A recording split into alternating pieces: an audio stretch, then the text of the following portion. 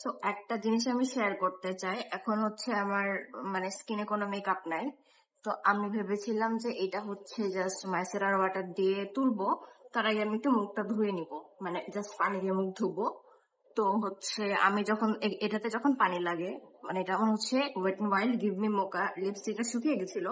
এটার মধ্যে আমি এভারলি ডুরালাইন মিক্স করেছি, তোমরা সবাই শর্টসে দেখেছো। এটা আমি হচ্ছে পানি দিয়ে যে ডলা দিয়েছি, এটা কেমন মরা চামড়ার মতো উঠে আসতে শুরু করেছে।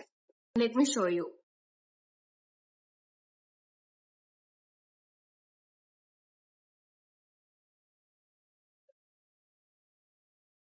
পানিতে ডলা দিলে এটা উঠে আসে।